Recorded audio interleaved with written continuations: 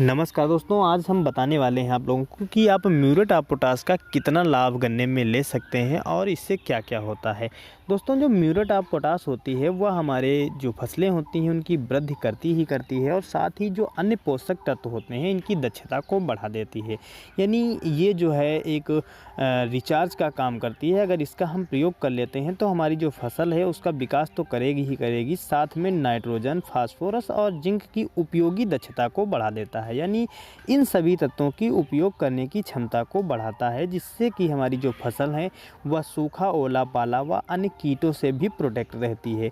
इसका जब हम प्रयोग करते हैं तो हमारी पौधे की जो जड़ें होती हैं उनका समुचित विकास हो जाता है, जिससे हमारी फसल जड़ से उखड़ने और गिरने की जो संभावनाएं हैं वो कम हो जाती हैं। इसके प्रयोग से जो हमारा पौधा है उसकी कोशिकाएं मोटी हो जाती हैं और फसल असमय गिरने या सूखने से बच जाती है। तो दोस्तों, इसका आप गन्ने में अगर प्रयोग करेंगे तो आपकी जो फसल है वह असमय जब हवाएं तेज़ चलने लगती हैं, गिर जाती है तो गिरने से बच जाएगी और जो पत्तियों का सूखापन आने लगता है उससे भी आपकी फसल बच जाएगी। अच्छा रस भरा होगा, विकास करेगा, गन्ना आपका मोटा और ताज़ा रहेगा।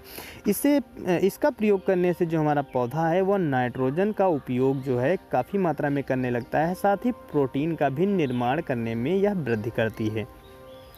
यह जो है यह गन्ने में रस बढ़ाती है और रस बढ़ाने के साथ साथ गन्ने का मोटापन भी बढ़ाती है। और अगर हम इसका प्रयोग किन्हीं अन्य फसलों में करते हैं तो उसमें भी काफ़ी ज़्यादा लाभ देखने को मिलता है। दोस्तों, आप लोगों को बता दें कि आप कैसे समझ सकते हैं कि हमारी जो फसल है उसमें पोटाश की कमी है। वैसे तो आप मिट्टी की जाँच के अनुसार पोटाश की जितनी कमी है उतनी मात्रा में इसका आप प्रयोग कर सकते हैं।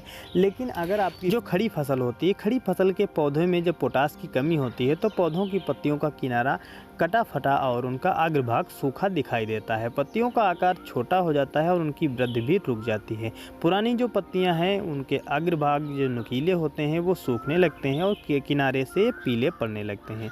बाद में ये पत्तियां मुरझा जाती हैं और सूख जाती हैं, जिससे हमारी पत्तियां बिल्कुल सूख कर ख़राब हो जाती हैं और खड़ी फसल में काफ़ी ज़्यादा नुकसान होता है। तो इसका आप प्रयोग खड़ी फसल में छिड़काव के द्वारा भी कर सकते हैं।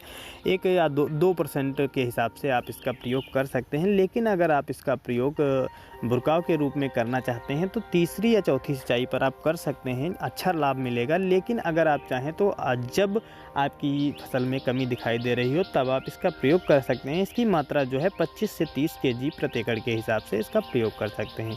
दोस्तों, ये रही पोटाश के बारे में जानकारी। अगर पसंद आई हो तो लाइक करें और शेयर करें।